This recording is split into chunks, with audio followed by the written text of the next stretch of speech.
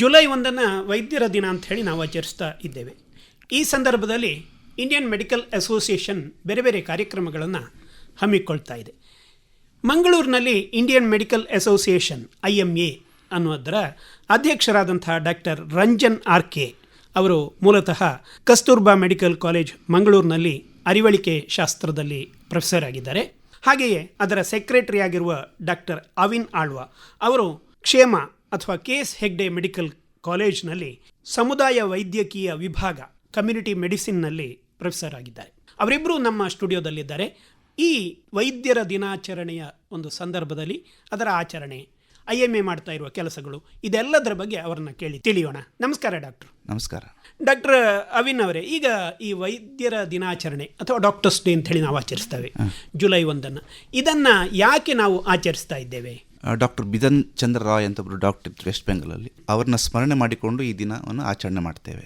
ಅವರು ಹುಟ್ಟಿದ ದಿನ ಕೂಡ ಜುಲೈ 1, 1882, ತೀರಿಯೋದ ದಿನ ಕೂಡ ಜುಲೈ 1, 1962. ಸೊ ಅವರು ಏನಂದರೆ ಹಿ ವಾಸ್ ಅ ಫೇಮಸ್ ಚಿಕಿತ್ಸಕ, ಫೇಮಸ್ ಎಜುಕೇಷನಿಸ್ಟ್ ಕೂಡ ಹೌದು, ಹಾಗೆ ಫ್ರೀಡಮ್ ಫೈಟರ್ ಕೂಡ ಹೌದು, ಸಮಾಜ ಸೇವೆಯಲ್ಲಿ ತುಂಬ ತೊಡಗಿಸಿಕೊಂಡವರು ಕೂಡ ಹೌದು, ಹಾಗೆ ಅವರು ರಾಜನೇತ ಕೂಡ ಹೌದು.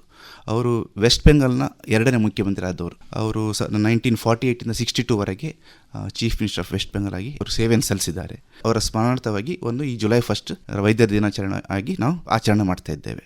ಹಾಗೆ ಅವರು ಭಾರತದಲ್ಲಿ 1991ನಲ್ಲಿ ನಾವು ವೈದ್ಯರ ದಿನಾಚರಣೆ ಸ್ಟಾರ್ಟ್ ಮಾಡಿದ್ವಿ ಜುಲೈ 1. ಏನು ಡಾಕ್ಟರ್ಸಿಗೆ ಏನೇನು ಸೇವೆ ಮಾಡಿದ್ದಾರೆ, ಹಾಗೆ ಸೊಸೈಟಿಗೆ ಏನೇನು ಸೇವೆ ಮಾಡಿದ್ದಾರೆ, ಹಾಗೆ ಸಮಾಜ ಸೇವೆಯಲ್ಲಿ ಹೇಗೆ ಸಂಪೂರ್ಣವನ್ನು ತಮ್ಮನ್ನು ತೊಡಗಿಸಿಕೊಂಡಿದ್ದಾರೆ, ಇದರ ಸ್ಮರಣಾರ್ಥವಾಗಿ ನಾವು ಜುಲೈ 1 ಡಾಕ್ಟರ್ಸ್ ಡೇ ಆಗಿ ನಾವು ಆಚರಣೆ ಮಾಡ್ತಾ ಇದ್ವಿ. ಮುಖ್ಯವಾಗಿ ಡಾಕ್ಟರ್ಸ್ ಡೇಯನ್ನು IMA ಅಥವಾ ಇಂಡಿಯನ್ ಮೆಡಿಕಲ್ ಅಸೋಸಿಯೇಷನ್, ಭಾರತೀಯ ವೈದ್ಯಕೀಯ ಸಂಘ ಆಚರಿಸ್ತಾ ಇರೋದು.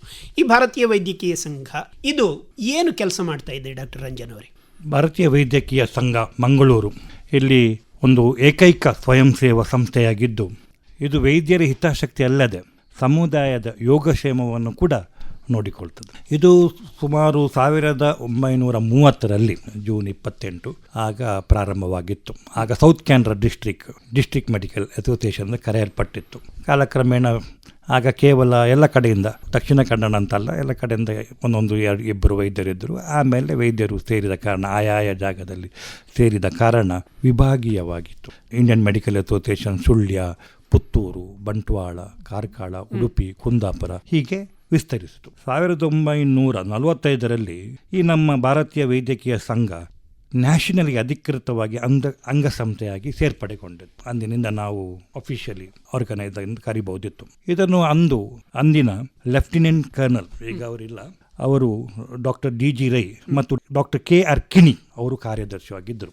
ಆನಂತರ ಅನೇಕ ವೈದ್ಯರುಗಳು ಇದನ್ನು ನಡೆಸ್ತಾ ಬಂದರು. Doctor major NM Mehta, doctor Ishwarayya, doctor M Shivarao, doctor LP Fernandes, captain KK Nambiar, doctor Vittal Shetty, doctor Mascarenhas, doctor KR Kini, doctor CP Kamath, UP Mallya, doctor EF Coelho, doctor MV Shetty, doctor Nagappa Alva, doctor BR Hegde, doctor VR Bhat, doctor MD Adappa, doctor MP Pai ಮುಂತಾದವರು ನಮ್ಮ ಸಂಸ್ಥೆಯನ್ನು ಶ್ರೇಷ್ಠರನ್ನಾಗಿಸಿದ್ದಾರೆ. ಇದಲ್ಲದೆ ನಮ್ಮಲ್ಲಿ ಕೆಲವು ಘಟಾನುಗಳಿಗಳು ಆದಂಥ ಡಾಕ್ಟರ್ ದೇವಾಡಿಗ, ಡಾಕ್ಟರ್ ಭಾಸ್ಕರ್ ಶೆಟ್ಟಿ, ಇನ್ನು ಅನೇಕ ಕೊಡುಗಳನ್ನು ಮರೆಯಬಾರದು. ವೈದ್ಯಕೀಯ ಅಭ್ಯಾಸದಲ್ಲಿ ಉನ್ನತ ನೈತಿಕ ಮಾನದಂಡಗಳನ್ನು ಇಟ್ಟುಕೊಳ್ಳುವುದು ಮತ್ತು ಸಹ ವೃತ್ತಿಪರದಲ್ಲಿ ಸಹೋದರ ಭಾವನೆ ಮೂಡಿಸುವುದು ಇದರ ಏಕೈಕ ಉದ್ದೇಶವಾಗಿತ್ತು. ಅನೇಕ ಹೆಲ್ತ್ ಕ್ಯಾಂಪು, ನಿರ್ಗತಿಕರಾಗಿ ಅತಿ ಬಡವರಿಗಾಗಿ ನಾವು ಶುಶ್ರೂಷೆಯನ್ನು ನೀಡುತ್ತೇವೆ. ಕೋವಿಡ್ ಸಮಯದಲ್ಲಂತೂ ನಾವು ಹೇಳತೀರದು, ನಮ್ಮ ಫಿಸಿಷಿಯನ್ಗಳು ತಮ್ಮ ಜೀವವನ್ನು ಬಿಟ್ಟು ಒಳ್ಳೆ ಶುಶ್ರೂಷೆಯನ್ನು ನಮ್ಮ ಮಂಗಳೂರಲ್ಲಿ ನೀಡಿದ್ದಾರೆ. ಅದೊಂದು ಕಾಲಘಟ್ಟ. ನಂತರ ನಾವು ಅನೇಕ ಸೇವೆಗಳನ್ನು ಮಾಡುತ್ತಾ ಇದ್ದೇವೆ, ಇನ್ನೂ ಕೂಡ ಮಾಡುತ್ತಾ ಮುಂದುವರಿಯುತ್ತೇವೆ. ಡಾಕ್ಟ್ರೆ, ಈಗ ಮುಖ್ಯವಾಗಿ ಸೇವೆಗಳ ಬಗ್ಗೆ ಹೇಳೋದಿದ್ರೆ ನೀವು ಏನೇನು ಸೇವೆಗಳನ್ನು ಮಾಡ್ತೀರಿ? ಸೇವೆಗಳಿಗೆ ವೈದ್ಯಕೀಯ, ಅವರಿಗೆ ಆರೋಗ್ಯ ಸೇವೆಯನ್ನು ಮಾಡ್ತೇವೆ. ಈಗ ಡಾಕ್ಟರ್ ಪೇಷಂಟ್ ರಿಲೇಷನ್ಶಿಪ್ ಅಂತ ಏನು ಹೇಳ್ತೇವಲ್ಲ, ನಾವು IMA ಖಾಲಿ ಅಸೋಸಿಯೇಷನ್ಗೆ ಮಾತ್ರ ಇಟ್ಕೊಂಡಲ್ಲ, ಸಮಾಜಕ್ಕೆ ಕೂಡ ನಾವು ತಮ್ಮನ್ನು ತೋರಿಸ್ಕೊಂಡಿದ್ದೇವೆ. ಹೆಲ್ತ್ ಕ್ಯಾಂಪ್ಸ್ ಮಾಡ್ತೇವೆ, ಎಲ್ಲ ವರ್ಗದವರಿಗೆ ಹೆಲ್ತ್ ಕ್ಯಾಂಪ್ಸ್. ಈಗ ನಮ್ಮ ಟರ್ಮ್ ಇವಾಗ ಸ್ಟಾರ್ಟ್ ಆಗಿ ನವೆಂಬರ್ 30, 2023ರಿಂದ ಇಲ್ಲಿವರೆಗೆ ಸಾಧಾರಣ 7 ಕ್ಯಾಂಪ್ಸ್ ನಾವು ಮಾಡಿದ್ದೇವೆ. ಒಂದು ನಾವು ಡಿಗ್ರಿ ಕಾಲೇಜ್ ಅವರಿಗೆ ಒಂದು ನಾವು ಕ್ಯಾಂಪ್ ಮಾಡಿದ್ದೇವೆ, ENT ಮತ್ತು ಆಫ್ಥೆಲ್ ಕ್ಯಾಂಪ್ ಮಾಡಿದ್ದೇವೆ. ಮತ್ತು ಲೇಬರ್ ಡೇ ದಿವಸ ಪೋರ್ಟ್ ಲೇಬರರ್ಸಿಗೆ ಅವರಿಗೆ ಒಂದು ಕ್ಯಾಂಪ್ ಮಾಡಿದ್ದೇವೆ. ಫಾದರ್ಸ್ ಡೇ ದಿವಸ ಒಂದು ಹಿರಿಯ ಎಲ್ಲ ತಂದೆಯಂದಿರ ದಿನಾಚರಣೆ ಅಂಗವಾಗಿ ಒಂದು ಕ್ಯಾಂಪ್ ಮಾಡಿದ್ದೇವೆ. ಮದರ್ಸ್ ಡೇ ತಾಯಂದಿರ ದಿನಾಚರಣೆ ಅಂಗವಾಗಿ ಒಂದು ಕ್ಯಾಂಪ್ ಮಾಡಿದ್ದೇವೆ. ಹಾಗೆ ನನಗೆ ಫ್ಯೂಚರಲ್ಲಿ ಕೂಡ ಫಿಶರ್ಮ್ಯಾನ್ಸಿಗೆ ಒಂದು ಕ್ಯಾಂಪ್ ಮಾಡಬೇಕಂತ ಉಂಟು, ಆಟೋ ಡ್ರೈವರ್ಸಿಗೆ ಕ್ಯಾಂಪ್ ಮಾಡಬೇಕಂತ ಉಂಟು, ತುಳು ಸಿನಿ ಆ್ಯಕ್ಟರ್ಸ್ ಡ್ರಾಮಾದವರಿಗೆ ಹಾಗೂ ಪ್ರೆಸ್ನವರಿಗೆ ಕೂಡ ಒಂದು ಕ್ಯಾಂಪ್ ಮಾಡಬೇಕಂತ ನಾನು ಒಂದು ಪ್ಲ್ಯಾನ್ ಇಟ್ಕೊಂಡಿದ್ದೇನೆ.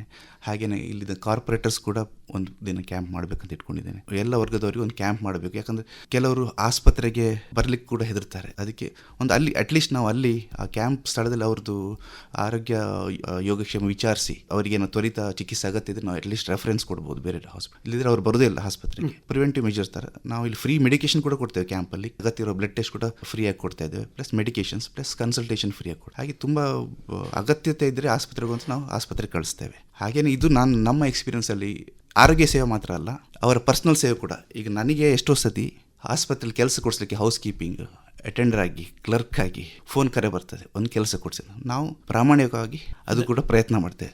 ಹಾಸ್ಪಿಟಲ್ ಬಿಲ್ ಕಡಿಮೆ ಮಾಡಬೇಕಂತ ನನಗೆ ಎಷ್ಟು ಫೋನ್ ಬರ್ತದೆ, ನಾನು ಪ್ರಾಮಾಣಿಕವಾಗಿ ಅದು ಕೂಡ ಕೆಲವು ಸರಿ ನಾನು ಪರ್ಸ್ನಲ್ ಹೋಗಿ ನಾನು ವೆಯ್ಟ್ ಮಾಡಿ ಬಿಲ್ ಕಡಿಮೆ ಮಾಡಿಸಿದ್ದು ಉಂಟು. ಹಾಗೆ ಇದು ಆಸ್ಪತ್ರೆ ವಿಚಾರ ಬಿಟ್ಟು ಬೇರೆ ಕಡೆ ಏನಾದರೂ ಕೆಲಸ ಕೊಡಿಸ್ಬೇಕು ಅಂತೇಳಿ ನನ್ನ ಕೈಯಿಂದ ಏನಾಗ್ತದೆ ಅದನ್ನು ಡಾಕ್ಟರ್ ರಂಜನ್ ಸರಿಂದ ಏನೇನು ಸಾಧ್ಯ ಇದೋ ಅದೆಲ್ಲ ನಾವು ಮಾಡಿದೆ. ಇದು ಖಾಲಿ IMA ಖಾಲಿ ಡಾಕ್ಟರ್ಸಿಗೆ ಮಾತ್ರ ಅಲ್ಲ, ಇದು ಸಾರ್ವಜನಿಕ ಸೇವೆ ಕೂಡ ಲಭ್ಯವಿದೆ ಅಂತಕ್ಕಂಥದ್ದು ನಾನು ಹೇಳಲಿಕ್ಕೆ ಇಚ್ಛೆಪಡ್ತೇನೆ. ಡಾಕ್ಟರ್ ರಂಜನ್ ಅವರೀಗ ಕ್ಯಾಂಪ್ ಅಂತ ಹೇಳಿದರೆ ಸಾಮಾನ್ಯವಾಗಿ ಕ್ಯಾಂಪಲ್ಲಿ ನೀವು ಏನು ಮಾಡ್ತೀರಿ? ಕ್ಯಾಂಪ್ಗಳಲ್ಲಿ ಕೆಲವು ವಿಧಗಳ ಕ್ಯಾಂಪ್ಗಳಿವೆ. ಸಾಮಾನ್ಯವಾಗಿ ಹೆಲ್ತ್ ಕ್ಯಾಂಪ್, ಸಾಮಾನ್ಯ ಸಿಂಪ್ಟಮ್ಸು ಏನಿದ್ದರೆ ಬ್ಲಡ್ ಪ್ರೆಷರಿಗೆ ಸಂಬಂಧಪಟ್ಟದ್ದು, ಡಯಾಬಿಟಿಸಿಗೆ ಸಂಬಂಧಪಟ್ಟದ್ದು, ಹೀಗೆ ಟ್ರೀಟ್ಮೆಂಟ್ ಅಲ್ಲದೆ ಕೆಲವು ಅವೇರ್ನೆಸ್ಸಿಗೋಸ್ಕರ ಬರುವವರಿದ್ದಾರೆ. ಹಾಗೆ ಅವರಿಗೆ ಅಲ್ಲಿ ಕ್ಯಾಂಪಲ್ಲಿ ನಾವು ಅವರಿಗೆ ಬೇಕಾದಂಥ ಮಾಹಿತಿಯನ್ನು ನೀಡ್ತೇವೆ. ಅದಲ್ಲದೆ ಕೆಲವು ರೋಗ ಅದರ ವಿಷಯವಾಗಿಯೂ ಬರ್ತಾರೆ. ಹೀಗೆ ಆ ಏರಿಯಾದಲ್ಲಿ ಈ ಹೆಲ್ತ್ ಕ್ಯಾಂಪ್ ಬಗ್ಗೆ ಮೊದಲು ಡಾಕ್ಟರ್ ಮೇಲೆ ವಿಶ್ವಾಸ ಇರಬೇಕು ಅಂತ ಹಾಗೆ ಅವರು ಬರ್ತಾರೆ. ಹಾಗೆ ಬಂದು ಇದು ಬಹಳ ಅನೇಕ ಮಂದಿಗೆ ಉಪಯೋಗವಾಗಿರ್ತಾರೆ. ಆದರೆ ಇದು ನಿರಂತರವಾಗಿ ನಡೀತಾ ಇರಬೇಕು. ಒಂದೇ ಜಾಗದಲ್ಲಿ ಇಂದು ನೋಡೋದು ಮತ್ತು ಬರುವ ವರ್ಷ ಬರೋದು ಹಾಗೆ ಇರಬಾರ್ದು. ನಿರಂತರವಾಗಿ ಬಂದು ನೋಡಿದರೆ ನಮ್ಮ ಮೇಲೆ ಧೈರ್ಯವೂ ಬರ್ತದೆ, ನಂಬಿಕೆಯೂ ಬರ್ತದೆ. ಇದು ಒಂದು. ಇನ್ನು ಆಯಾಯ ಈಗ ಶ್ರವಣ, ಕಿವಿಗೆ ಸಂಬಂಧಪಟ್ಟ ಕ್ಯಾಂಪ್, ಕಣ್ಣಿಗೆ ಸಂಬಂಧಪಟ್ಟ ಕ್ಯಾಂಪು, ಕೇವಲ ತಲೆನೋವಿಗಿಂತ ಕ್ಯಾಂಪ್ ಮಾಡ್ಬೋದು, ಬೆನ್ನು ನೋವಿಗಿಂತ ಕ್ಯಾಂಪ್ ಮಾಡ್ಬೋದು, ಉದರ ನೋವಿಗೆ ಸಹ ಕ್ಯಾಂಪ್ ಮಾಡ್ಬೋದು, ಲಿವರ್ ಬಗ್ಗೆಯೂ ಕ್ಯಾಂಪ್ ಮಾಡ್ಬೋದು. ಹೀಗೆ ಎಲ್ಲ ಬಗೆಯ ಕ್ಯಾಂಪ್ಗಳು ಇಲ್ಲ. ಹೆಚ್ಚಾಗಿ ನಮ್ಮ IMAಯಲ್ಲಿ ಹೆಲ್ತ್ ಕ್ಯಾಂಪ್, ಇದಲ್ಲದೆ ಒಂದು ಬ್ಲಡ್ ಡೊನೇಷನ್ ಕ್ಯಾಂಪ್ ಅಂತ ಅದು ಕೂಡ ಮಾಡ್ತೇನೆ. ಅದು ಸಮಾಜಕ್ಕೆ ಬಹಳ ಉತ್ತಮವಾಗಿ ಉಪಯೋಗವಾಗುತ್ತದೆ. ಯಾಕೆಂದರೆ ಬ್ಲಡ್ ಈಗ ನಿಮ್ಗೆ ಗೊತ್ತಿದೆ, ಅಪಘಾತ ಶಸ್ತ್ರಚಿಕಿತ್ಸೆಗೆಲ್ಲ ಬ್ಲಡ್ ತೀರಾ ಬೇಕಾಗ್ತದೆ. ಹಾಗೂ ವಿಶೇಷ ಕಾಯಿಲೆಗಳಿವೆ, ಕ್ಯಾನ್ಸರ್ ಅಂತ ಕಾಯಿಲೆಗಳಿವೆ, ಬ್ಲಡ್ ಕ್ಯಾನ್ಸರಿಗೆಲ್ಲ ಅದಕ್ಕೆಲ್ಲ ಬೇಕಾಗ್ತದೆ ಬ್ಲಡ್. ಹಾಗೆ ನಿರಂತರವಾಗಿ ನಾವು ಮಾಡ್ತಾ ಇರ್ತೇವೆ. ಕೆಲವು ಯುವಕ ಮಂಡಲದವರೆಲ್ಲ ಮಾಡ್ತಾರೆ, ಇಲ್ಲ ಅಂತಲ್ಲ. ನಾವು ಅವರೊಟ್ಟಿಗೆ ಸೇರಿ ಆಯಾಯ ವೈದ್ಯಕೀಯ ಸಂಸ್ಥೆಗಳ ಉಪಯೋಗ ಪಡ್ಕೊಂಡು ಬ್ಲಡ್ ಡೊನೇಷನ್ ಕ್ಯಾಂಪ್ ಅಂತ ಹೇಳಿ ನಾವು ಮಾಡ್ತೇವೆ. ಈಗ ಒಳ್ಳೆ ರೆಸ್ಪಾನ್ಸ್ ಇದೆ, ಜನರು ಬಂದೇ ಬರ್ತಾರೆ. ಹಾಗಾಗಿ ಕೆಲವು ಜೀವಗಳನ್ನು ಉಳಿಸಲು ನಮಗೆ ಸಾಧ್ಯವಾಗ್ತದೆ. ಕೆಲವು ವಿಶೇಷ ಬ್ಲಡ್ ಗ್ರೂಪ್ ಎಲ್ಲ ಇರ್ತದೆ, ಅವರನ್ನು ಗುರುತಿಸಲ್ಪಡ್ತೇವೆ. ನಮಗೆ ಬೇಕಾದಾಗ ಅವರನ್ನು ಕರೆಯಲು ಕೂಡ ನಮಗೆ ಇದು ಭಾಳ ಉಪಯೋಗವಾಗುತ್ತದೆ. ಹಾಗೆ ಅನೇಕ ಜನರಿಗೆ ಸ್ಪಂದನೆ ಆಗುವಂಥ ಚಿಕಿತ್ಸೆಯನ್ನು ನೀಡ್ತದೆ. ಕೆಲವೊಮ್ಮೆ ವಿಶೇಷವಾಗಿ ನಮಗೆ ಜೀವರಕ್ಷಕ ವಿಧಾನವನ್ನು ಹೇಳಲು ಬರ್ತೀರಾ ಅಂತ ಕೇಳ್ತಾರೆ. ಅದು ಕೂಡ ನಾವು ಅವೇರ್ನೆಸ್ ಅಥವಾ ಸೆಮಿನಾರ್ ಥರ ನಾವು ಮಾಡಿ, ಒಂದು ಮನುಷ್ಯನಿಗೆ ಪಕ್ಕ ಏನಾದರೂ ಅವನ ಹೃದಯ ಮತ್ತು ಶ್ವಾಸ ಎಲ್ಲ ನಿಂತು ಬಿಟ್ಟರೆ ಏನು ಮಾಡಬೇಕು ಅದನ್ನು ಕೂಡ ನಾವು IMAಯಲ್ಲಿ ಮಾಡ್ತಾ ಇದ್ದೇವೆ. ಡಾಕ್ಟರ್, ಈಗ ಕ್ಯಾಂಪಲ್ಲಿ ಮಾಡುವಾಗ ತುಂಬ ಸಲ ಏನಾಗ್ತದೆ ಅಂತ ಹೇಳಿದ್ರೆ, ಈಗ ಬೇಸಿಕ್ ಟೆಸ್ಟ್ ಮಾಡುವಾಗ ನಿಮಗೊಂದು ಡೌಟ್ಗಳು ಬರ್ತವೆ. ಅಂತ ಹೇಳಿದರೆ ಇವರಿಗೆ ಏನೋ ಕಾಯಿಲೆ ಇರಬಹುದು ಅಥವಾ ಇವರಿಗೆ ಏನೋ ಬೇರೆ ಏನಾದರೂ ಕೂಡ ಮಾಡಬಹುದು. ಅಷ್ಟಾಗುವಾಗ ನೀವು ಏನು ಮಾಡ್ತೀರಿ? ಅಲ್ಲಿ ಅವರಿಗೊಂದು ಸೂಚನೆ ಕೊಡ್ತೇವೆ. ನಾವು ಅಂದರೆ ಇಂಥ ಆಸ್ಪತ್ರೆಗೆ ಹೋಗಿ ಅಂತ ನಾವು ಹೇಳೋದಿಲ್ಲ. ಇತ್ತೀಚೆಗೆ ಒಂದು ನಾವು ಪೊಲೀಸ್ ಡಿಪಾರ್ಟ್ಮೆಂಟ್ ಒಂದು ಕ್ಯಾಂಪ್ ಮಾಡಿದ್ದೇವೆ ನಾವು ಎಲ್ಲಿ ಪ್ರಿಸನಲ್ಲಿ, ಜಿಲ್ಲಾ ಕಾರಾಗೃಹದಲ್ಲಿ. ಅಲ್ಲಿ ಒಂದು ಅವರಿಗೆ ಗೊತ್ತಿಲ್ಲದೆ ಅವರಿಗೆ ಮುಖ ಬಾತಿತ್ತು, ಕಾಲ್ಕುರ ಬಾತ್ ಬಂದಿತ್ತು. ಅದು ಹೆಚ್ಚಾಗಿ ನಾವು ಕಿಡ್ನಿ ಕಾಯಿಲೆ, ಕ್ರಿಯಾಟಿನ್ ಹೈ ನಾವು ಸಸ್ಪೆಕ್ಟ್ ಮಾಡ್ತೇವೆ ಯೂಶಲಿ.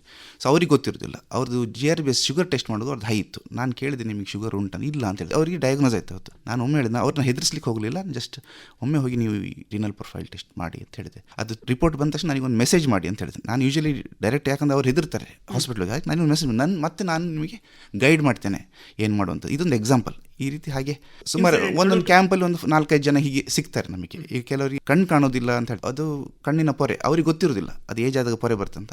ಆವಾಗ ನಾನೊಂದು ರೆಫರೆನ್ಸ್ ಕೊಡ್ತೇನೆ, ನೀವು ಯಾವುದಾದ್ರೂ ಒಮ್ಮೆ ಕಣ್ಣಿನ ಡಾಕ್ಟರ್ ಮೀಟ್ ಆಗಿ ನಿಮಗೆ ಕ್ಯಾಟ್ರಾಕ್ಟ್ ಆಪ್ರೇಷನ್ ಬೇಕಾಗ್ಬೋದು ಅಂತಕ್ಕಂಥ ಒಂದು ಇಂಥ ಆಸ್ಪತ್ರೆಗೆ ಹೋಗಿ ಅಂತ ಹೇಳಿದರೆ ನಮಗೆ ಅದು ಕಮರ್ಷಿಯಲ್ ಮೈಂಡ್ ಬರ್ತದೆ. ಅದು ನಿಮಗೆ ಯಾರೆಷ್ಟು ಎಲ್ಲಿ ಹೋಗಬೇಕು, ಯಾವ ಆಸ್ಪತ್ರೆಗೆ ಹೋಗಬೇಕು ಅಥವಾ ಯಾವ ಡಾಕ್ಟರ್ ಮೀಡ್ಬೇಕು ನಿಮ್ಮ ಇಷ್ಟ. ಆದರೆ ಒಮ್ಮೆ ಕಣ್ಣಿನ ತಜ್ಞರನ್ನು ಭೇಟಿ ಮಾಡಿ ಅಂತ ನಾವು ಒಂದು ಸೂಚನೆ ಕೊಡ್ತೇವೆ. ಈಗ ಕ್ಯಾಂಪ್ ಫ್ರೀ, ಆಮೇಲೆ ಔಷಧಿ, ಅದಕ್ಕೆ ಬೇಕಾದಂತಹ ಬೇರೆ ಬೇರೆ ವಿಷಯಗಳು ಕೂಡ ಮುಖ್ಯ ಆಗ್ತವೆ. ತುಂಬ ಹಳ್ಳಿಯಲ್ಲಿ ಅಥವಾ ತುಂಬ ಬಡವರೆಲ್ಲ ಇರ್ತಾರೆ. ಇಂಥ ಸಂದರ್ಭದಲ್ಲಿ IMA ಏನಾದರೂ ಕೂಡ ಕೆಲಸ ಮಾಡ್ತದಾ? ನಾವು ಕ್ಯಾಂಪಿಗೆ ಎಲ್ಲ ಹೋಗುವಾಗ ಎಲ್ಲ ಬೇಕಾಗುವ ಸಾಮಾನ್ಯವಾಗಿ ಎಲ್ಲ ಬೇಕಾಗುವಂಥ ಔಷಧಿಗಳನ್ನು ತೆಗೆದುಕೊಂಡು ಹೋಗ್ತೇವೆ. ಇದು ಉನ್ನತ ಮಟ್ಟದ ಔಷಧಿ ಆಗಿರುತ್ತದೆ. ಯಾಕೆಂದರೆ ನಾವು ಔಷಧಿ ಕೊಡುವಾಗ ನಾವು ಕೇರ್ಫುಲ್ ಆಗಿರಬೇಕಾಗ್ತದೆ. ಸೊ ಇದನ್ನು ಅವರಿಗೆ ಮನವರಿಕೆ ಮಾಡಿಕೊಂಡು ಈ ಮದ್ದನ್ನು ಸತತವಾಗಿ ನಾವು ಹೇಳಿದಾಗೆ ತಗೊಂಡು ನಿಮ್ಮ ಕಾಯಿಲೆಯನ್ನು ಗುಣಪಡಿಸಬಹುದು, ಅಥವಾ ಅದನ್ನು ಸ್ವಲ್ಪ ಅಲ್ಪ ಪ್ರಮಾಣದಲ್ಲಿ ಸ್ವಲ್ಪ ಕೆಳಗೆ ತರಬಹುದು ಅಂತ ಒಂದು ಸಲಹೆಯನ್ನು ಕೂಡ ಅವರಿಗೆ ನಾವು ನೀಡ್ತೇವೆ. ಅಂತೂ ನಮ್ಮ ಮಾಡಿದ ಕ್ಯಾಂಪ್ಗಳಿಗೆಲ್ಲ ಉತ್ತಮ ರೀತಿಯ ಸ್ಪಂದನೆಯು ಸಿಗುತ್ತೆ. ಔಷಧಿ ಕೂಡ ನಾವು ತಗೊಂಡು ಹೋಗುತ್ತೇವೆ. ಕೆಲವೊಮ್ಮೆ ಔಷಧಿಗಳು ಅಫ್ಕೋರ್ಸ್ ನಮಗೆ ಕೊಂಡೋಗ್ಲಿಕ್ಕೆ ಕಷ್ಟ ಆಗ್ತದೆ, ಯಾಕಂದರೆ ಅವರ ಕಾಯಿಲೆಯು ಬೇರೆ ಇರ್ತದೆ, ನಾವು ಎಣಿಸಿರುವುದಿಲ್ಲ ಅವರು ಆ ಕಾಯಿಲೆಯಿಂದ ಬರ್ತಾರಂತ. ಅಂಥವರಿಗೆ ನಾವು ಪ್ರಿಸ್ಕ್ರಿಪ್ಷನ್ ಮೂಲಕ ಬರೆದು ನಾವು ಅವರಿಗೆ ಸಲಹೆಯನ್ನು ನೀಡ್ತೇವೆ. ಈಗ ಕೆಲವು ಸಲ ಏನಾಗ್ತದೆ, ವಿಶೇಷವಾದಂಥ ಕಾಯಿಲೆಗಳು ನೀವು ಹೇಳಿದಾಗ ಇರ್ತವೆ. ಅಂತಹ ಸಂದರ್ಭದಲ್ಲಿ ಯಾವುದಾದ್ರೂ ನೀವು ಎಣಿಸದ ಕಾಯಿಲೆಗಳು, ದೊಡ್ಡ ಕಾಯಿಲೆಗಳಿರ್ಬೋದು, ಅವರಿಗೆ ಇಂಥ ಕಡೆ ಚಿಕಿತ್ಸೆ ಸಿಗ್ತದೆ, ಹೀಗೆ ಸಿಗ್ತದೆ ಅನ್ನುವಂಥ ಗೈಡೆನ್ಸ್ಗಳನ್ನು ನೀವು ಕೊಡ್ತೀರಾ? ಅಂಥ ಕಾಯಿಲೆಗಳಿಗೆ ನಾವು ಗೈಡೆನ್ಸ್ ನೀಡಲೇ ಬಂದದ್ದು ಆ್ಯಕ್ಚುಲಿ. ಬಿಕಾಸ್ ನಮಗೆ ಗೊತ್ತಿರ್ತದೆ ಯಾವ ಆಸ್ಪತ್ರೆಯಲ್ಲಿ ಅದರ ಒಳ್ಳೆಯ ಸವಲತ್ತು ಇದೆ ಅಂಥದ್ದನ್ನು ನಾವು ಅವರಿಗೆ ಸಲಹೆಯನ್ನು ನೀಡಿ ಅದಕ್ಕೆ ಬೇಕಾಗುವ ಸಹಾಯವನ್ನು ಕೂಡ ನಾವು ಮಾಡ್ತೇವೆ. ಬೇಕಾದರೆ ಆ ಆಸ್ಪತ್ರೆಗೆ ದೂರವಾಣಿ ಮೂಲಕ ಇಂಥದ್ದೆಲ್ಲ ಮಾಡಿಕೊಂಡು ನಾವೇ ಒಮ್ಮೊಮ್ಮೆ ಅವರಿಗೆ ಪರ್ಸನಲ್ ಆಗಿ ನಾವು ಅವರನ್ನು ಕರ್ಕೊಂಡು ಹೀಗೆ ಮಾಡುವ ಅವಕಾಶಗಳು ಕೂಡ ಇದೆ. ನಾವು ಎಣಿಸದ ಕಾಯಿಲೆಗಳು. ಸೊ ಇಂಥದ್ದು ಒಂದೆರಡು ಬರುವುದು, ಅಷ್ಟು ಹೆಚ್ಚು ಬರುವುದಿಲ್ಲ. ಹೆಚ್ಚಾಗಿ ನಮಗೆ ಬರುವುದು ಇದೆ ರಕ್ತದೊತ್ತಡ ಮತ್ತು ಡಯಾಬಿಟಿಸ್ ಇಂಥದ್ದೇ, ಮತ್ತು ಕೆಮ್ಮು ಕಫ ಅಂಥದ್ದೆಲ್ಲ. ಸೊ ಇಂಥದಕ್ಕೆ ಅಷ್ಟೇ ನಾವು ಮಾಡ್ತೀವಿ. ಡಾಕ್ಟರ್ ಅವಿನ್ ಅವರು, ಈಗ ಒಂದು ಮಾತು ಹೇಳಿದ್ರಿ, ಡಾಕ್ಟರ್ ಪೇಷಂಟ್ ರಿಲೇಷನ್ಶಿಪ್ ಅನ್ನುವಂಥದ್ದು ಸ್ವಲ್ಪ ಕಾಂಪ್ಲಿಕೇಶನ್ ಆಗ್ತಾ ಉಂಟು. ಇದು ಇತ್ತೀಚಿನ ದಿನಗಳಲ್ಲಿ ಆಗ್ತಾ ಇರುವಂಥದ್ದು. ಈ ಕಾಂಪ್ಲಿಕೇಶನ್ ಬಗ್ಗೆ ನೀವೊಬ್ಬ ಡಾಕ್ಟ್ರಾಗಿ ಒಬ್ಬ ಪೇಷಂಟ್ಗಳಿಗೆ ಅಥವಾ ಒಬ್ಬ ಸಾರ್ವಜನಿಕರಿಗೆ ಯಾವ ಥರ ಇದನ್ನು ಒಳ್ಳೆಯ ರೀತಿಯಲ್ಲಿ ಬೆಳೆಸಲಿಕ್ಕೆ ಪ್ರಯತ್ನ ಪಡ್ತಾ ಇದ್ದೀರಿ? ಡಾಕ್ಟರ್ಸ್ ಪೇಷಂಟ್ ರಿಲೇಷನ್ಶಿಪ್ ಈಗ ಬೇರೆ ಬೆಂಗಳೂರು ಅಥವಾ ಮೆಟ್ರೋ ಸಿಟೀಸಿ ಕಂಪೇರ್ ಮಾಡಿದರೆ ಮಂಗಳೂರು ಭಾರಿ ಉತ್ತಮ. ಕೊರೋನಾ ಟೈಮಲ್ಲಿ ಬೆಂಗಳೂರಿಂದ ಎಷ್ಟೋ ಕರೆ ಬರ್ತಾಯಿತ್ತು ನಮಗೆ, ಅಲ್ಲಿ ಹಾಸ್ಪಿಟ್ಲಲ್ಲಿ ಅಡ್ಮಿಟ್ ಮಾಡಲಿಕ್ಕೆ ನಂಬಿಕೆ ಇಲ್ಲ, ದಯವಿಟ್ಟು ಇಲ್ಲಿ ಬೆಡ್ ಅರೇಂಜ್ ಮಾಡಿ ಅಂತ. 6 ಗಂಟೆಯಲ್ಲಿ ಆ್ಯಂಬುಲೆನ್ಸ್ ಇಲ್ಲಿ ಬರ್ತಾಯಿತ್ತು. ನಾನು ಇಲ್ಲಿ ಫೋನ್ ಮಾಡಿ ಅರೇಂಜ್ ಮಾಡ್ತಾಯಿದ್ದೆ. ಈವನ್ ಕೇರಳ ಕೂಡ ನಿಮಗೆ ಗೊತ್ತಿರ್ಬೋದು, ಭಾಳ ವರ್ಷದಿಂದ ಮಂಗಳೂರಿನ ಡಾಕ್ಟರ್ಸ್ ಬಗ್ಗೆ ಭಾರಿ ಒಂದು ವಿಶೇಷವಾದ ನಂಬಿಕೆ. ಹೈಯೆಸ್ಟ್ ಸೂಪರ್ ಸ್ಪೆಷಾಲಿಟಿ ಇರೋದು ಕೇರಳದಲ್ಲಿ, ಆದರೆ ಅಲ್ಲಿ ಬಿಟ್ಟು ಇಲ್ಲಿಗೆ ಬರ್ತಾರೆ. ಯಾಕಂದರೆ ಮಂಗಳೂರು ಡಾಕ್ಟರ್ ಬಗ್ಗೆ ಅಷ್ಟೊಂದು ನಂಬಿಕೆ ಇದೆ ಅವರಿಗೆ. ಆಮೇಲೆ ಇಲ್ಲಿ ಎಥಿಕ್ಸ್ ತುಂಬ ಇದೆ. ನಾನು ನೋಡಿದಾಗೆ ಬೇರೆ ಮೆಟ್ರೋ ಸಿಟೀಸ್ ಕಂಪೇರ್ ಮಾಡಿದರೆ ಮಂಗಳೂರಷ್ಟು ಎಥಿಕ್ಸ್ ಎಲ್ಲೂ ಇಲ್ಲ. ಆದಷ್ಟು ಸಹಾಯ ಮಾಡಲಿಕ್ಕೆ ನೋಡ್ತಾರೆ. ಹಣ ಇಲ್ಲದಿದ್ದರೆ ನಾನು ಎಷ್ಟು ಹಣ ಇಲ್ಲದಿದ್ದರೆ ಅವ್ರ ಕನ್ಸಲ್ಟೇಷನ್ ಬಿಡೋದು ನಾನು ನೋಡಿದ್ದೇನೆ. ಆಪ್ರೇಷನ್ ಚಾರ್ಜಸ್ ಕಮ್ಮಿ ಮಾಡೋದು ನಾನು ನೋಡಿದ್ದೇನೆ. ಸ್ವತಃ ನಾನೊಂದು ಪೇಷಂಟ್ಸ್ ಕೆಲವು ಡಾಕ್ಟರ್ಸಿಗೆ ಕಳಿಸಿದ್ದೇನೆ, ಡಿಸ್ಕ್ ಪ್ರೊಲಾಪ್ಸನ್, ಅದು ಆಪ್ರೇಷನ್ ಫೇಲ್ ಆಗಿ ಬೆಡ್ ರಿಡನ್ ಆದವರು ಕೂಡ ನಾನು ಡಾಕ್ಟರ್ಸ್ ಕೆಲವು ರಿಕ್ವೆಸ್ಟ್ ಮಾಡಿ ಅವರು ಫ್ರೀ ಆಗಿ ಮಾಡೋದು ಕೂಡ ಉಂಟು. ನನಗೆ ಗೊತ್ತಿಲ್ಲದೆ ಮತ್ತೆ ನನಗೆ ಆ ಪೇಷಂಟ್ಸ್ ಹೇಳಿ ಗೊತ್ತಾಯಿತು, ಸರ್ ಅವರು ₹1 ತಗೊಳ್ಳಿರಿ, ಒಂದು ಸ್ಕ್ಯಾನಿಂಗ್ ದುಡ್ಡು ಅವ್ರು ಕೊಟ್ಟರು ಸರ್ ಅಂತ ಹೇಳ್ಕೊಂಡು. ಇದೆಲ್ಲ ಒಂಥರ ಸ್ಯಾಟಿಸ್ಫ್ಯಾಕ್ಷನ್ ಕೊಡುವಂಥದ್ದು ನನಗೆ. ಇದು ಒಂದು ಭಾಗ. ಮತ್ತು ಇನ್ನೊಂದು ಭಾಗ ನಾನು ಹೇಳಿದಾಗೆ ಅವರ ಆರೋಗ್ಯ ಸೇವೆ ಬಿಟ್ಟು ಅವರ ಪರ್ಸ್ನಲ್ ಸೇವೆ, ಅಂದರೆ ಅವ್ರ ಕಷ್ಟದಲ್ಲಿರ್ತಾರೆ, ಅವ್ರಿಗೆ ಕೆಲಸ ಇರೋದಿಲ್ಲ, ಅಥವಾ ಏನಾದರೂ ಅವರ ಜೀವನಕ್ಕೆ ಏನಾದರೂ ಸಹಾಯ ಮಾಡುವಂಥದ್ದು, ಅದು ಭಾಳ ನೋಡಿದ್ದೆ. ನಾನು ಇತ್ತೀಚೆಗೆ ಹೇಳ್ತಾ ಇದ್ದೆ ಡಾಕ್ಟರ್ ರಂಜನ್ ಸರ್ ಹತ್ರ, ಈಗ ನಮಗೆಲ್ಲ 1 ವರ್ಷ ಟರ್ಮ್, ಈಗ ಫ್ಯೂಚರ್ ನಾವೆಲ್ಲ ಇನ್ನು IMA ಆ್ಯಂಬುಲೆನ್ಸ್ ಇರಬೇಕು ಅಂತ. ಯಾಕಂದರೆ ಒಂದು ಫ್ರೀ ಆ್ಯಂಬುಲೆನ್ಸ್ ಇರಬೇಕು, ಯಾರಾದರೂ ರೋಗಿಗಳಿಗೆ ಅಗತ್ಯತೆ ಇರುವಾಗ ಎಮರ್ಜೆನ್ಸಿ ಟೈಮಲ್ಲಿ ಅದನ್ನ ಯೂಸ್ ಮಾಡುವ ಹಾಗೆ ಇರಬೇಕು. ಒಂದು IMA ಕ್ಲಿನಿಕ್ ಕೂಡ ಇರಬೇಕು, ಅಂದರೆ ಯಾವ ಡಾಕ್ಟ್ರು ಬಂದು ಅಲ್ಲಿ ಸೇವ್ ಮಾಡ್ಬೋದು ಅಂಥದ್ದೆಲ್ಲ ನಮ್ಮ ಮೈಂಡಲ್ಲಿ ಇತ್ತು, ಸುಮಾರು ಪ್ಲ್ಯಾನ್ಸ್ ಇತ್ತು. ಅದು ಇದು 1 ವರ್ಷದಲ್ಲಿ ಆಗೋದಿಲ್ಲ, ಅದು ಮುಂದಿನ ದಿನಗಳಲ್ಲಿ ಹೊಸ ಆಫೀಸ್ ಬೇರಸ್ ಏನು ಅವರಿಗೆ ನಾವು ಒಂದು ಸೂಚನೆ ಕೊಟ್ಟು ಅವರು ಮಾಡುವವರು ನಮಗೆ. ಹಾಗೆ ಡಾಕ್ಟರ್ಸ್ ಪೇಷಂಟ್ ರಿಲೇಷನ್ಶಿಪ್ಪು ಕಡಿಮೆ ಆಗಿದೆ ಅಂದರೆ ನಾನು ಹೇಳೋದಂದರೆ ಈ ಕೊರೋನಾ ಬಂದಮೇಲೆ ಕಾಣ್ತದೆ. ಯಾಕಂದರೆ ಅವರಿಗೆಲ್ಲ ಕೆಲವು ಹಾಸ್ಪಿಟ್ಲಲ್ಲಿ ತುಂಬ ಮಿಸ್ಯೂಸ್ ಆಗಿದೆ ಅಂತ ನಾವು ಕೇಳ್ಪಟ್ಟಿದೆ, ಅದು ನಾವು ನೋಡಲಿಲ್ಲ. ಬಟ್ ನಾನು ನೋಡಿದಾಗೆ ಮಂಗಳೂರಲ್ಲಿ ಅಂಥದ್ದು ಎಲ್ಲೂ ನಡೆದಿಲ್ಲ. ಮಂಗಳೂರು ಬಗ್ಗೆ ಭಾರಿ ವಿಶೇಷ ನಂಬಿಕೆ ಇದೆ ಎಲ್ಲರಿಗೂ. ಈವನ್ ಬ್ಯಾಂಗ್ಳೂರಲ್ಲಿ ಕೂಡ ಎಷ್ಟೋ ಪೇಷಂಟ್ ಶಿಫ್ಟ್ ಮಾಡಿದ್ದು ಕೂಡ ಉಂಟು ನನಗೆ ಫೋನ್ ಮಾಡಿ. ಹಾಗೆ ಅದ್ರ ಬಗ್ಗೆ ನನಗೆ ಹೆಮ್ಮೆ ಇದೆ ಅಷ್ಟೇ. ಡಾಕ್ಟ್ರುಗಳ ಒಂದು ಹಿತಾಸಕ್ತಿಗೆ IMA ಏನು ಕೆಲಸ ಮಾಡ್ತದೆ? ಈ ವೈದ್ಯರಿಗೆ IMA ಅಲ್ಲಿ ನಾವು ನಿರಂತರ ವೈದ್ಯಕೀಯ ಸೆಮಿನಾರ್, ಇದರ ಬಗ್ಗೆ ಯಾವ ರೀತಿಯಲ್ಲಿ ನಾವು ವೈದ್ಯರಾಗಿ ನಮ್ಮ ರೋಗಿಯೊಟ್ಟಿಗೆ ನಡತೆಗಳನ್ನು ನಿಭಾಯಿಸುವುದು. ಇದನ್ನು ನಾವು ಸೆಮಿನಾರು ಅಥವಾ ವರ್ಕ್ಶಾಪು, ಟ್ರೈನಿಂಗ್ ಹೀಗೆ ನಾವು IMA ಅಲ್ಲಿ ನೀಡುತ್ತಾ ಇರ್ತೇವೆ. ಇವನ್ ಮೆಡಿಕೋ ಲೀಗಲ್ ಅದಕ್ಕೆ ಸಂಬಂಧಪಟ್ಟ ಯಾರನ್ನಾದರೂ ಲಾಸ್ ಇದ್ದರೆ ಅದನ್ನು ಕೂಡ ನಾವು ಕಾನೂನು ತಜ್ಞರನ್ನು ಕರೆದು ನಾವು ಹೇಳ್ತೇವೆ. ಬಿಕಾಸ್ ಇದು ಕೂಡ ಗೊತ್ತಿರಬೇಕು ವೈದ್ಯರಿಗೆ, ತಾವು ಯಾವ ಪರಿಮಿತಿಯಲ್ಲಿ ಒಳಗೆ ಕೆಲಸ ಮಾಡುತ್ತೇವೆ ಇದು ಕೂಡ ಅವರಿಗೆ ಕಡ್ಡಾಯವಾಗಿ ಗೊತ್ತಿರಬೇಕು. ಯಾಕಂದರೆ ಇದು ಗೊತ್ತಿಲ್ಲ ಅಂತಾದರೆ ಅದು ನಾವು ಅದನ್ನು ಮೀರಿ ಹೋದರೆ ನಮಗೂ ಆಪತ್ತು ಬರ್ತದೆ. ಇದಲ್ಲದೆ ಶಿಕ್ಷಣ ಸಂಸ್ಥೆಗಳು ಒಂದು ಹೈ ಎಥಿಕಲ್ ಕೋಡನ್ನು ಅವರು ಒಂದು ಪ್ರಾರಂಭಿಸಬೇಕು. ಯಾಕೆಂದರೆ ಇದು ಕಡ್ಡಾಯವಾಗಿ ಎಲ್ಲರೂ ಅನುಸರಿಸಬೇಕು. ಆ ಥರ ಒಂದು ವಿಧಾನವನ್ನು ಮಾಡಿದರೆ ಉತ್ತಮ. ನಾವು ಎಣಿಸಿದ ಹಾಗೆ ಕೆಲವು ಜಾಗತಿಕ ಪ್ರಬಂಧಗಳಲ್ಲಿ ಬಂದಿದೆ, ನಾವು ರೋಗಿಯೊಡನೆ ಸುಮ್ಮನೆ ಅವರ ಮಾತುಗಳನ್ನು, ಅವರ ಭಾವನೆಗಳನ್ನು ಅಥವಾ ಅವರು ಏನು ಹೇಳಬೇಕು ಅದನ್ನು ಕೇಳಿದರೆ ಸಾಕು, ಸಹಾನುಭೂತಿಯನ್ನು ವ್ಯಕ್ತಪಡಿಸಿದರೂ ಸಾಕು. ಇದೇ ಅವರ ಟ್ರೀಟ್ಮೆಂಟ್ಗೂ ಬೇಗ ಬೇಗ ಗುಣ ಆಗುವ ಲಕ್ಷಣಗಳು ಕಂಡುಬರ್ತದೆ. ಇದರಿಂದ ವೈದ್ಯರು ಕೂಡ ಪಾತ್ರ ಬಹಳ ಮುಖ್ಯವಿದೆ. ಯಾಕೆಂದರೆ ಈಗ ವೈದ್ಯರು ಒಮ್ಮೊಮ್ಮೆ ಅವರಿಗೆ ಸಮಯವಿಲ್ಲವ ಅಥವಾ ಅತಿಯಾದ ರೋಗಿಗಳಿದ್ದ ಕಾರಣ ಅವರಿಗೆ ಮಾತುಕತೆಗೆ ಆಗೋದು, ಮಾತಾಡಲು ಭಾಳ ಕಷ್ಟವಾಗೋದು ಇರ್ಬೋದು. ಬಟ್ ಇದನ್ನೆಲ್ಲ ಅವರು ಒಳ್ಳೆಯ ರೀತಿಯಲ್ಲಿ ನಿಗದಿತ ಸಮಯದಲ್ಲಿ ರೋಗಿಯ ಹತ್ತಿರ ಒಂದು 5-10 ನಿಮಿಷ ಮಾತಾಡಿದರೆ ಇದು ಅವರ ಟ್ರೀಟ್ಮೆಂಟಿಗೆ, ಅಲ್ಲದೆ ಈ ನಮ್ಮ ವೈದ್ಯ ರೋಗಿಯ ಸಂಬಂಧವನ್ನು ಒಳ್ಳೆಯದು ಮಾಡಲಿಕ್ಕೆ ಪುನಃ ಒಂದು ಸುವರ್ಣ ಯುಗ ಇತ್ತು. ಒಳ್ಳೆ ಡಾಕ್ಟರ್ ಮತ್ತು ರೋಗಿ ಈ ಸಂಬಂಧಗಳು ಬಹಳ ಚೆನ್ನಾಗಿತ್ತು ಒಂದು ಯುಗದಲ್ಲಿ. ಅದನ್ನು ಕೂಡ ನಾವು ಪುನಃ ಹಿಂದೆ ತರುವಂಥದ್ದು. ಅದಕ್ಕೋಸ್ಕರವೇ ಈ ಜುಲೈ 1 ಡಾಕ್ಟರ್ಸ್ ಡೇ ಆಚರಣೆ ಮಾಡೋದು. ಇದು ಕೇವಲ ಡಾಕ್ಟರ್ಸ್ ಡೇ ಅಂತಲ್ಲ, ಸಮಾಜದಲ್ಲಿ ಆಗುವ ಡಾಕ್ಟರ್ಸ್ ಮತ್ತು ರೋಗಿಗಳ ಸಂಬಂಧ ಹದಗೆಡುವುದನ್ನು ಕೂಡ ಅವಲೋಕನ ಮಾಡುವ ಸಮಯವಿದು. ಹಾಗೆ ನಾವು ಅದನ್ನು ಹೇಗೆ ಸರಿಪಡಿಸಬಹುದು ಎಂಬುದು ಕೂಡ ಆಗಿದೆ. ಡಾಕ್ಟರ್ ರವೀನ್ ಅವರೇ, ಈಗ ಡಾಕ್ಟರ್ಸ್ಗಳ ಒಂದು ಟೆಕ್ನಿಕಲ್ ಏನೇನು ಇಂಪ್ರೂವ್ಮೆಂಟ್ ಮಾಡಬಹುದು ಅನ್ನೋದರ ಬಗ್ಗೆ ನೀವು ಸೆಮಿನಾರ್ಗಳನ್ನು, ಅವರಿಗೆ ಇದನ್ನು ಟ್ರೈನಿಂಗ್ಗಳನ್ನು ಅಥವಾ ಅವರಿಗೆ ತಿಳುವಳಿಕೆಯನ್ನು ಕೊಡುವಂಥದ್ದು ಅಂತ. ಅವರಿಗೂ ಡಾಕ್ಟರ್ ಅಂದರೆ ಬೆಳಗಿಂದ ರಾತ್ರಿವರೆಗೆ ಕೆಲಸ ಮಾಡ್ತಾ ಇರ್ತಾರೆ, ಇಡೀ ದಿವಸ ಮಾಡ್ತಾರೆ, 365 ದಿವಸ ಮಾಡ್ತಾರೆ. ಡಾಕ್ಟ್ರಿಗೆ ಹೊರಗೆ ಹೋಗುವಂಥ ಅವಕಾಶಗಳು ತುಂಬ ಕಡಿಮೆ. ಅದು ಎಲ್ಲರಿಗೂ ಗೊತ್ತಿದ್ದದೆ, ಡಾಕ್ಟ್ರಿಗೂ ಗೊತ್ತಿದ್ದದೆ, ಪೇಷಂಟಿಗೂ.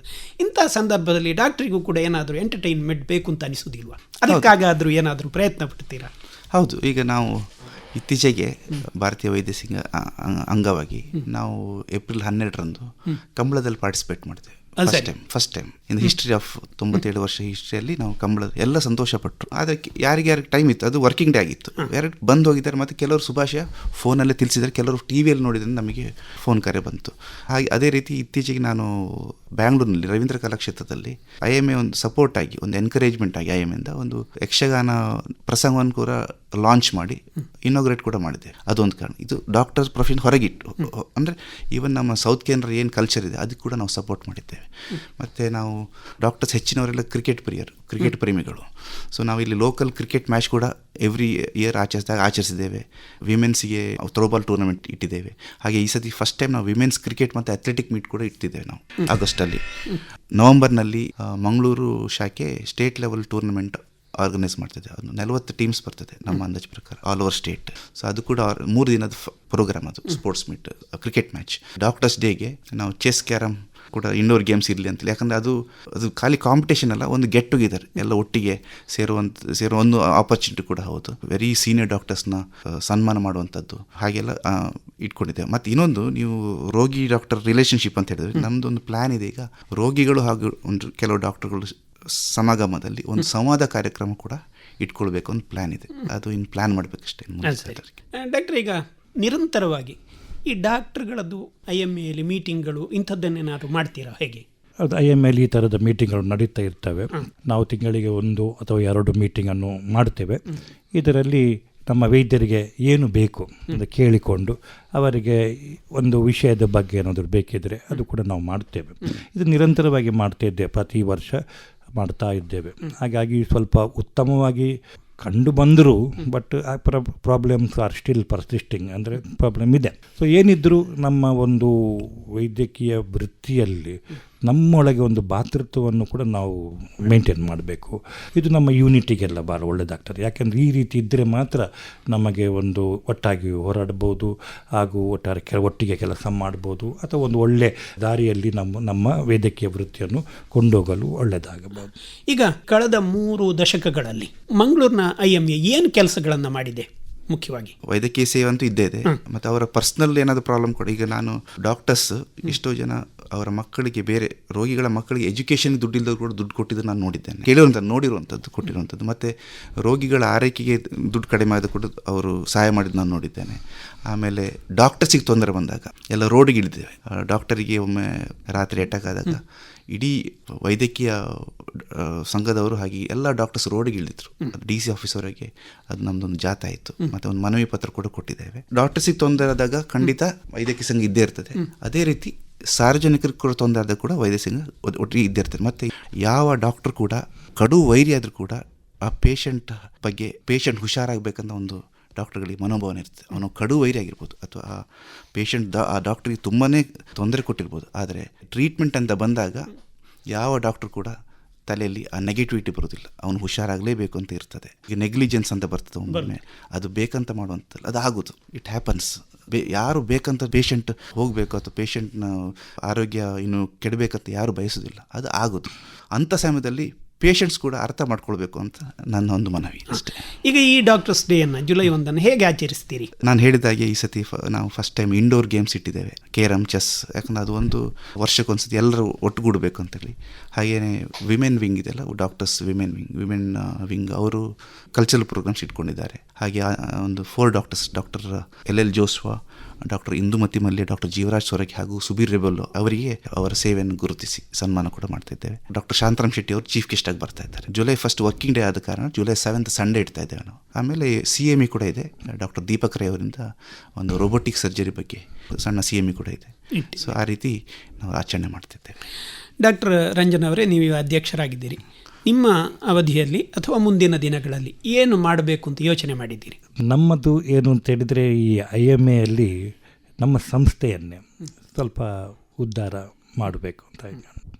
ಮೊದಲಿಗೆ ನಮಗೆ ಏನೇ ಸಂಸ್ಥೆಗೂ ಉತ್ತಮ ಕೆಲಸ ಮಾಡಬೇಕಾದ್ರೆ ನಮ್ಮಲ್ಲಿ ಸದಸ್ಯತ್ವ ಬೇಕು. ಅದನ್ನು ಸದಸ್ಯತ್ವ ವೃದ್ಧೀಕರಣ ಮಾಡಿದ ನಂತರ ನಾವು ಪ್ರಬಲವಾಗಿ ಬಿಡಬೇಕಾದ್ರೆ ನಮ್ಮಲ್ಲಿ ಯೂನಿಟಿಯೂ ಇರಬೇಕು. ಇದಲ್ಲದೆ ಸ್ವಲ್ಪ ಈಗಿನ ಪ್ರಾಬ್ಲಮ್ ಅಂದರೆ ಹಣಕಾಸು ಕೂಡ ಇದ್ದರೆ, ಯಾಕೆಂದರೆ ಹಣಕಾಸು ಇದ್ದರೆ ನಮಗೆ ಯಾವುದೇ ರೀತಿಯ ಡಾಕ್ಟ್ರುಗಳಿಗೆ ಯಾವುದೇ ರೀತಿಯ ಕಾನೂನಲ್ಲಿ ಏನಾದರೂ ಪ್ರಾಬ್ಲಮ್ಸ್ ಬಂದರೆ ಅವರಿಗೆ ನಾವು ರೆಪ್ರೆಸೆಂಟ್ ಮಾಡ್ಬೋದು. ಸೊ ಈಗಿನ ಕಾಲದಲ್ಲಿ ಗೊತ್ತು ನಿಮಗೆ, ಲಾಯರ್ ಫೀಸ್ ಅದೆಲ್ಲ. ಈಗ ಯಾವುದೇ ಡಾಕ್ಟ್ರು ಏನಾದರೂ ಒಂದು ಪ್ರಾಬ್ಲಮ್ಮಲ್ಲಿ ಸಿಲುಕಾಕೊಂಡಿದ್ರು, ತಮ್ಮ ಕಾನೂನು ಮೆಡಿಕಲ್ ಲೀಗಲ್ ಪ್ರಾಬ್ಲಮ್ ಆದರೆ ಅವರಿಗೆ ನಾವು ಹೋರಾಟ ಮಾಡಲು ನಮ್ಮಲ್ಲಿ ಅಷ್ಟೇ ಹಣಕಾಸು ಸಹ ಬೇಕಾಗ್ತದೆ. ಯಾಕೆಂದರೆ ಅವರ ಪರವಾಗಿ ನಾವು IMA ಅವರು ನಿಲ್ಲಬೇಕು. ಇದು ನನ್ನದೊಂದು ಆಸೆ ಮತ್ತು ಒಲವು. ಸೊ ಇದರ ಬಗ್ಗೆ ನಾವು ಒಂದು ನಿರ್ಧಾರವನ್ನು ಮಾಡಿದ್ದೇವೆ. ಅದು ಒಳ್ಳೆಯದಾಗಬೇಕು ಅಂತ ನಾನು ಹಾರೈಸುತ್ತೇನೆ, ಆದರೆ ಉತ್ತಮ. ಈಗ ಮಂಗಳೂರಲ್ಲಿ ಇಷ್ಟು ಮೆಡಿಕಲ್ ಕಾಲೇಜ್ ಬಹುಶಃ ಇಡೀ ಇಂಡಿಯಾದಲ್ಲೇ ಇರಲಿಕ್ಕಿಲ್ಲ, ಒಂದು ಚಿಕ್ಕ ನಗರದಲ್ಲಿ. ಇಂಥ ಸಂದರ್ಭದಲ್ಲಿ ಡಾಕ್ಟರ್ಗಳು ಜಾಸ್ತಿ ಇದ್ದಾರೆ. ಇಂಥ ಸಂದರ್ಭದಲ್ಲಿ ಮಂಗಳೂರಿನ ಒಂದು IMA ತುಂಬ ಪ್ರಬಲವಾಗಿ ಇರ್ತದೆ. ಹಾಗೆ ಆಗುವ ನಿಟ್ಟಿನಲ್ಲಿ ನಿಮ್ಮ ಕಾರ್ಯಕ್ರಮಗಳು ಮುಂದಿನ ಇದಕ್ಕೆ ಏನಾದರೂ ಉಂಟಾ ಡಾಕ್ಟ್ರೆ? ಮೆಡಿಲೋರ್ ಅಂತ ನಾವು ಮಾಡ್ತೇವೆ. ಏನೇನು ಆ್ಯಕ್ಟಿವಿಟೀಸ್ ಇದೆ, 4 ತಿಂಗಳು ಮೆಡಿಲೋರ್ ಅಂತ ಒಂದು ಆ್ಯಕ್ಟಿವಿಟಿ ಸ್ಮಾಲ್ ಬುಕ್ಲೆಟ್ ಲೆಕ್ಕ ಥರ ಬರ್ತದೆ. ಹಾಗೆ ನಾನು 6 ತಿಂಗಳಿಗೊಮ್ಮೆ ಒಂದು ಪೇಪರ್ ರೀತಿಯಲ್ಲಿ ಟೈಮ್ಸ್ ಆಫ್ IMA ಅಂತ ಒಂದು ಬರಬೇಕು ಅಂತ ನನ್ನ ಆಶೆ. ಅದು ಫ್ಯೂಚರ್ ಮಾಡ್ಬೋದು, ಅಥವಾ ನಾವು ಬೇಕಾದ್ರೆ ಈ ನಮ್ಮದು ಇನ್ನು ನೆಕ್ಸ್ಟ್ ಇನ್ಸ್ಟಾಲೇಷನ್ ಟೈಮಲ್ಲಿ ಅದು ತರ್ಬೋದು. IMA ಆ್ಯಂಬುಲೆನ್ಸ್ ನಾನು ಹೇಳಿದಾಗೆ ಅದು ಕೂಡ ಒಂದು ಪ್ಲ್ಯಾನ್ ಇದೆ. ಅದು ಫ್ಯೂಚರಲ್ಲಿ ಆಫೀಸ್ ಬೇರಸ್ ಅದ್ರ ಬಗ್ಗೆ ಚಿಂತೆ ಮಾಡಬೇಕು. IMA ಕ್ಲಿನಿಕ್, ಹಾಗೆ ಒಂದು IMA ಪೋಸ್ಟಲ್ ಸ್ಟ್ಯಾಂಪ್ ಸೆಂಟಿನಿ ನಾಡ್ದು 1928ಗೆ 100 ವರ್ಷ ಆಗ್ತದೆ. ಹಾಗೆ ಡಾಕ್ಟರ್ ರಂಜನ್ ಸರ್ ಮತ್ತು ನಂದು ಒಂದು ಪ್ಲ್ಯಾನ್ ಇತ್ತು, ಅದು ಈಗಲೇ ಇನಿಷಿಯೇಟ್ ಮಾಡುವ IMA. ಅದಕ್ಕೆ ಒಂದು ಪ್ರೊಸೀಜರ್ಸ್ ಅಂತ ಇದೆ. IMA ಪೋಸ್ಟಲ್ ಸ್ಟ್ಯಾಂಪ್ ಒಂದು ತರಬೇಕು, ಮತ್ತು ಒಂದು IMA ಕ್ಲಬ್ ಮಾಡಬೇಕು ಅಂತ ಆಸೆ. ಅದೆಲ್ಲ ಇದು ಫ್ಯೂಚರ್ ಆಫೀಸ್ ಬೇರಸ್ ಮಾಡಬೇಕು. ಯಾಕಂದರೆ ಇದೆಲ್ಲ ಒಂದು ವರ್ಷದಲ್ಲಿ ಆಗುವಂಥದ್ದಲ್ಲ. ಅಂದರೆ ಎಲ್ಲರ ಇನ್ವಾಲ್ವ್ಮೆಂಟ್ ಬೇಕಿದ್ರಲ್ಲಿ. ಡಾಕ್ಟರ್ಸ್ ಡೈರೆಕ್ಟ್ರಿ, ಎಲ್ಲ ಸ್ಪೆಷಾಲಿಟಿ ಅವ್ರದ್ದು, ಡಾಕ್ಟರ್ಸ್ ಹೆಸರು, ಅವರ ನಂಬರ್ ಅದು ಪೇಷಂಟ್ ಕೂಡ ಹೆಲ್ಪ್ ಆಗ್ತದೆ, ಹಾಗೆ ಡಾಕ್ಟರ್ಸ್ ಕೂಡ ಹೆಲ್ಪ್ ಆಗ್ತದೆ. ಯಾಕಂದರೆ ಹೊಸ ವೈದ್ಯರು ಯಾರು ಪಾಸಾಗಿ ಬರ್ತಾರೆ ಅವರಿಗೆಲ್ಲ ಡಾಕ್ಟರ್ಗಳ ಪರಿಚಯ ಇರೋದಿಲ್ಲ. ಹೌದು. ಸೊ ಅವ್ರಿಗೆ ಕೂಡ ಆ ಬುಕ್ ನೋಡಿ ರೆಫರ್ ಮಾಡ್ಬೋದು ಅಂತಕ್ಕಂಥದ್ದು. ಆಮೇಲೆ ಒಂದು ಅಪ್ಲಿಕೇಶನ್ ಆ್ಯಪ್ ಫಾರ್ ಡಾಕ್ಟರ್ಸ್, ಒಂದು ಅಪ್ಲಿಕೇಶನ್ ಆ್ಯಪ್ ಮಾಡಬೇಕು ಡಾಕ್ಟರ್ಸಿಗೆ, ಅಪಾಯಿಂಟ್ಮೆಂಟ್ ಆಗಲಿ ಅವರು ಫ್ರೀ. ಅದು ಬೇರೆ ಬೇರೆ ವಿಧಗಳಿದೆ, ಅದು ತುಂಬ ಉಪಯೋಗಕ್ಕೆ ಬರ್ತದೆ ಈಗಿನ ಕಾಲದಲ್ಲಿ. ಆಮೇಲೆ ಸಜೆಷನ್ ಬಾಕ್ಸ್ ಅಂತ ಏನು ಸಜೆಷನ್ ಕೊಡ್ತೀರಿ ಸಾರ್ವಜನಿಕರು, ಅದನ್ನು ಅದರಲ್ಲಿ ಒಂದು ಆ ಟೈಪ್ ಒಂದು ಮಾಡುವಂಥದ್ದು. ಇಂಥ ಪ್ಲ್ಯಾನ್ಸ್ ಸುಮಾರಿದ್ದಾವೆ. ಸರಿ. ಹಾಗೆ ಕ್ಯಾಂಪ್ಗಳು ಪ್ರತಿ ವರ್ಷ ಎಲ್ಲ ವರ್ಗದವರು ನಡಿಬೇಕು ಅಂತ ನನ್ನ ಆಶಯ. ನಾನು ಮಾಡ್ತಾ ಇದ್ದೇನೆ ಮತ್ತು ಫ್ಯೂಚರ್ ಅವರು ಮಾಡ್ತಾರೆ ಅಂತ ನನ್ನ ನಂಬಿಕೆ. ಹಾಗೆ ಮತ್ತು ಒಳ್ಳೆಯದು ಡಾಕ್ಟರ್ ರಂಜನ್ ಹಾಗೂ ಡಾಕ್ಟರ್ ಅವಿನಾಳು ಅವರೇ, ಮುಖ್ಯವಾಗಿ IMAಯ ಒಂದು ಆ್ಯಕ್ಟಿವಿಟೀಸ್ ಮತ್ತು ಏನೇನು ಕಾರ್ಯಕ್ರಮಗಳನ್ನು ಯೋಚನೆ ಮಾಡಿದ್ದೀರಿ, ಇಷ್ಟವರೆಗೆ ಏನೇನಾಗಿದೆ, ಅದರ ಯೋಜನೆಗಳೇನು, ಎಲ್ಲ ಮಾಹಿತಿಯನ್ನು ನೀಡಿದ್ದೀರಿ. ಈ ಕಾರ್ಯಕ್ರಮದಲ್ಲಿ ಭಾಗವಹಿಸಿದ್ದಕ್ಕೆ ಧನ್ಯವಾದಗಳು. ಹಾಗೆ ಡಾಕ್ಟರ್ಸ್ ಡೇ, ವೈದ್ಯರ ದಿನದ ಶುಭಾಶಯಗಳು ಕೂಡ. ಧನ್ಯವಾದಗಳು.